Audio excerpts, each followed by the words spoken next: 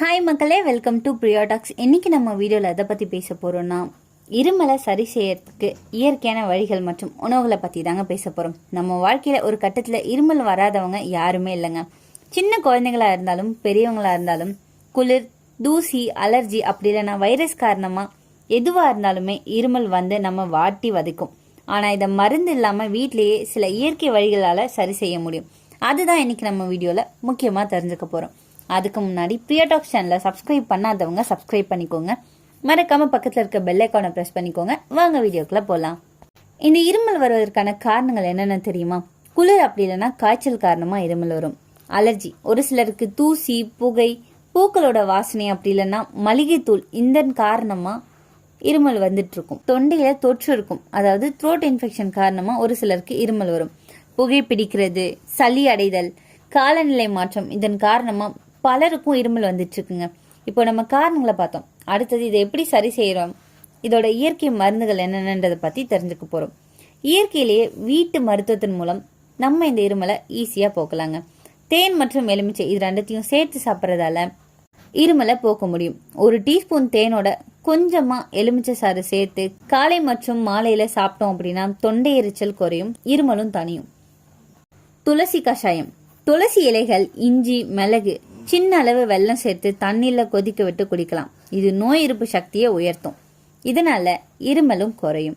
இஞ்சி சாறு மற்றும் தேன், இஞ்சி சாரோட ஒரு டீஸ்பூன் தேன் கலந்து கலக்கி குடிக்கலாம். இது குறிப்பா வறட்டு இருமலுக்கு ஒரு சிறந்த நிவாரணி கூட சொல்லலாம்.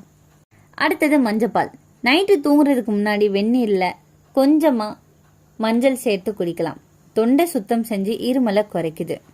சுக்கு, மிளகு, திப்பிலி, இது சுக்கு சர்ப்பம் மாதிரி கஷாயம்ங்க. இது மூன்றையும் பொடி செஞ்சு வெந்நீர்ல கொதிக்க விட்டு குடிக்கலாம். இது சளி, இருமல், காய்ச்சல் எல்லாத்துக்குமே பழமையான சிகிச்சை முறைன்னு கூட சொல்லப்படுது.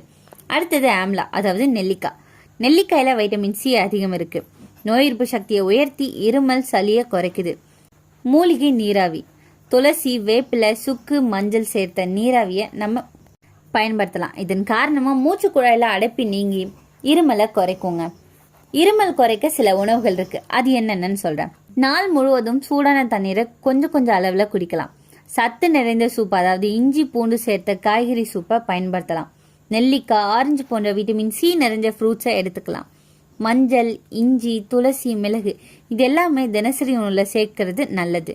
சாம்பார், ரசம் போன்ற சூடான உணவுகளை எடுத்துக்கொள்ளலாம். தேன், கஸ்தூரி மஞ்சள், வெந்தயம் சேர்த்த பானங்களை பயன்படுத்தலாம். சில தவிர்க்க வேண்டிய உணவுகளும் இருக்கு, அது என்னன்னு சொல்றேன். குளிர்பானங்கள், ஐஸ்கிரீம், மிக குளிர் தண்ணீரை குடிக்கக்கூடாது. எண்ணெய், வறுத்த உணவுகளை தவிர்க்கிறது ரொம்பவே நல்லது. பால் பொருட்கள் ஒரு சிலருக்கு சளி அதிகரிக்கும். புகை, தூசி இருக்கிற சூழல இருக்கிறத தவிர்க்கிறது நல்லதுங்க. நம்மளோட வாழ்க்கை முறை மாற்றத்தால கூட இந்த இருமலை நம்மளால தவிர்க்க முடியும். வெந்நீர்ல நீராவி பிடிக்கிறத வழக்கமா வச்சுக்கோங்க. வீட்டை தூசி இல்லாம வச்சுக்கொள்வது உங்களோட பொறுப்பு. நைட்டு தூங்குறதுக்கு முன்னாடி அதிகமா பேசாம ஓய்வு எடுக்கிறது நல்லதுங்க. தினமும் 15 நிமிடம் யோகா, அதாவது பிராணாயாமா செய்யுங்க. குறிப்பா அனுலோமா விலோமா பயிற்சி செய்யுங்க. போதிய உறக்கம், குறைஞ்சது 7 மணி நேரம் உறக்கம்ன்றது ரொம்பவே நல்லதுங்க. இதுதாங்க இருமலை வீட்டில இருந்தே சரி செய்யக்கூடிய சில இயற்கை வழிகள்.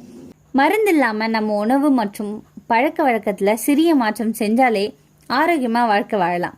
இன்னைக்கு நான் சொன்ன விஷயங்கள் எல்லாமே உங்களுக்கு ஹெல்ப்ஃபுல்லா இருக்கும்னு நம்புறேன். இந்த வீடியோ உங்களுக்கு பிடிச்சிருந்துச்சுன்னா லைக் பண்ணுங்க, ஷேர் பண்ணுங்க, மறக்காம நம்ம சேனலை சப்ஸ்கிரைப் பண்ணுங்க.